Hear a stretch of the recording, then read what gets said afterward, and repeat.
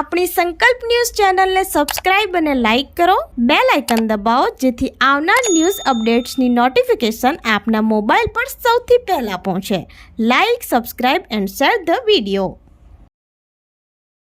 નમસ્કાર દર્શક મિત્રો, હું છું પૂજા ટંડેલ. સંકલ્પ ન્યૂઝમાં આપનું સ્વાગત છે. સમાચારની શરૂઆત કરતા પહેલા એક નજર આજના મુખ્ય સમાચાર ઉપર. દમણમાં ગેરકાયદેસર રહેતી 5 બાંગ્લાદેશી મહિલાઓને પોલીસે ઝડપી પાડી. દેવકામાંથી 2 અને નાની દમણમાં 3 મહિલાઓ વિઝા વગર રહેતી હોવાનું સામે આવ્યું. સંઘ પ્રદેશ દમણમાં ક્રાઇમ બ્રાન્ચની ટીમે દેવકા અને નાની દમણ વિસ્તારમાં ગેરકાયદેસર રીતે વિઝા વગર રહેતા બાંગ્લાદેશી નાગરિકોની ગુપ્ત માહિતી મળી હતી, જેની દમણ એસપીના માર્ગદર્શન હેઠળ દમણ ક્રાઇમ બ્રાન્ચે તપાસ હાથ ધરી હતી. દેવકામાંથી 2 અને નાની દમણમાંથી 3 બાંગ્લાદેશી મહિલાઓને પકડી પાડી છે. આ મહિલાઓ પાસે ભારતીય નાગરિકતાના કોઈ દસ્તાવેજો મળ્યા ન હતા.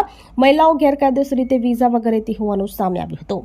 તપાસમાં તેમના બાંગ્લાદેશી નાગરિક હોવાના પુરાવા મળ્યા હતા. 5 મહિલાઓને કાયદેસરની કાર્યવાહી માટે સંબંધિત પોલીસ સ્ટેશનને સોંપવામાં આવી છે. અગાઉ પણ એક બાંગ્લાદેશી મહિલાની ધરપકડ કરવામાં આવી હતી.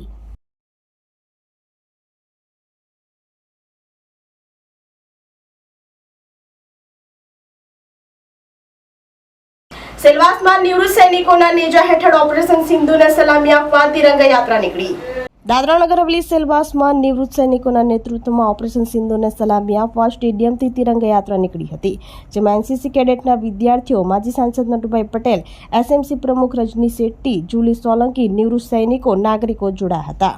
આ તિરંગા યાત્રા 4 રસ્તા, બસ સ્ટેન્ડ, ટોકરખાડા, કિલવણી નાકા, પોલીસ સ્ટેશન, મેઇન રોડ થઈને સ્ટેડિયમ ખાતે સમાપ્ત થઈ હતી. તિરંગા રેલીમાં 60 ફૂટ લાંબો તિરંગો આકર્ષણનું કેન્દ્ર બન્યો હતો, તેમજ લોકો હાથમાં તિરંગો લઈ ભારત માતા કી જયના નારા લગાવ્યા હતા. પહેલગામમાં આતંકવાદીઓ દ્વારા કરવામાં આવેલ હુમલા સામે વિરોધ વ્યક્ત કરી પાકિસ્તાન મુર્દાબાદના નારા લગાવ્યા હતા. તેમજ આ સાથે ઓપરેશન સિંદૂર અંતર્ગત આર્મી જવાનો દ્વારા સફળ ઓપરેશન પાર પાડતા તેઓની બહાદુરીને સલામી આપવા તિરંગા રેલીનું આયોજન કરવામાં આવ્યું હતું.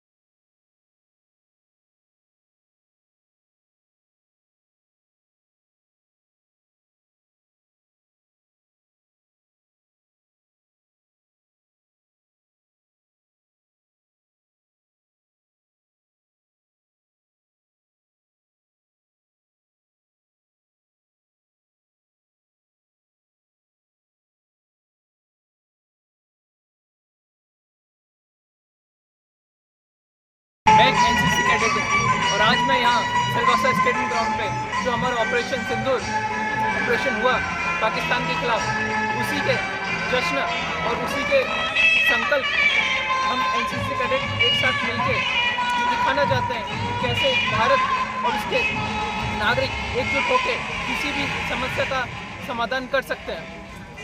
जैसे कि हमने ऑपरेशन सिंदूर में अपनी वीरता दिखाई और पाकिस्तान को दिखाया कि हिंदुस्तानियों का क्या बल होता है. ऐसे ही हमारा आगे भी जज्बा बना रहेगा और हम एक एनसीसी कैडेट होने के नाते देश को जब ज़रूरत पड़ेगी हम हाजिर रहेंगे. जय हिंद, जय भारत.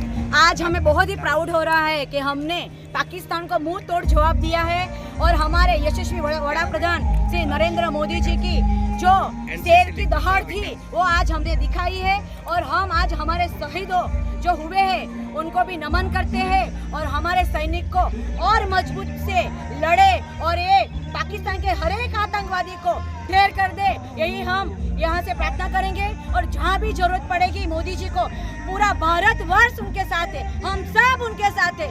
बोलो भारत माता की जय, भारत माता की जय, वंदे मातरम. हमें गर्व हो रहा है कि मोदी जी ने जो सिंदूर का आज उनकी जगह पे हम भी होते, आज वही हम सोच के हमारी पूरी टीम, महिला टीम आज सलामी देने आए हैं और हिम्मत देने आ रहे हैं कि आगे बढ़े. जहाँ भी जरूरत पड़े हम सब माताएं एक होकर प्रार्थना भी करेगी और सब अच्छा ही होगा आगे भी. ઉમરગામ જીઆઈડીસી પાસે ખુલ્લા પ્લોટમાં કચરાના ઢગમાં આગ લાગતા દોડધામ. સાયકલ ચાલક કચરામાં સળગાવતા આગે મોટું સ્વરૂપ ધારણ કરતા સીસી કેમેરામાં કેદ.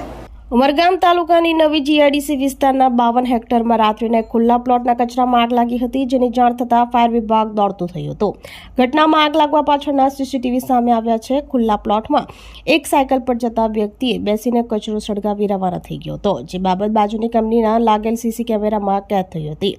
આગ વિકરાળ બનતા ફાયરની 3 ગાડીઓ આગ ઉપર કાબુ મેળવ્યો હતો. રસ્તાની સાઈડમાં પડેલ ઢગલા કચરામાં સાયકલ ચાલકે સળગાવતા આગે મોટું સ્વરૂપ ધારણ કરતા દોડધામ મચી ગઈ હતી.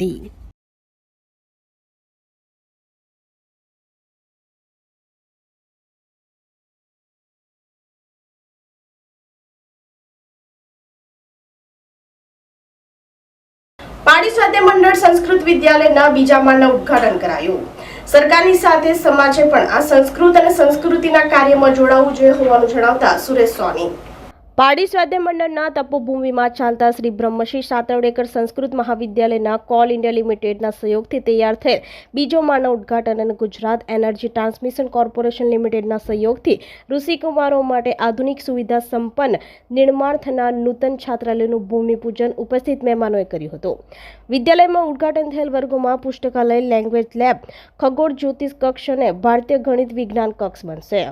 છાત્રાલયની સુવિધા થવાથી હજુ ઋષિકુમારો પ્રવેશ મેળવી સંસ્કૃત વધારે અને સંસ્કૃતિનો અભ્યાસ કરશે. જેમાં આરએસએસના સુરેશ સોનીએ જણાવ્યું હતું કે સરકારની સાથે સાથે આજે સમાજે પણ આ સંસ્કૃત અને સંસ્કૃતિના ભગીરથ કાર્યમાં જોડાવવું જોઈએ અને મદદરૂપ થવું જોઈએ. જ્યારે વીએચપીના દિનેશજીએ કહ્યું કે પદ્મભૂષણ સાતવડેકરના જીવનમાંથી આપણે ઘણું શીખવાનું છે અને સૌ કોઈએ સાથે મળીને તેમને કરેલ સંસ્કૃત ભાષા અને ભારતીય સંસ્કૃતિના કાર્યને આગળ વધારવાનું છે. સાંસદ ધવલભાઈ પટેલે કહ્યું કે સ્વાધ્યાય મંડળ મારા માટે ઉર્જાનું કેન્દ્ર રહ્યું છે. અહીં અભ્યાસ કરતા ઋષિકુમારો સારું સંસ્કૃતનું અધ્યયન કરી રહ્યા છે. રાજ્યના નાણામંત્રી કનુભાઈ દેસાઈએ ઋષિકુમારો અને ટ્રસ્ટ મંડળને શુભેચ્છા પાઠવી હતી. કાર્યક્રમમાં સ્વાધ્યાય મંડળ સંસ્થાના trustee Rajeshbhai Rana, Kantibhai Patel, doctor PV Thosar, Parthbhai, Bhaveshbhai Joshi ઉપસ્થિત રહ્યા હતા. સમગ્ર કાર્યક્રમનું સંચાલન મેહુલ મહેતાએ કર્યું હતું.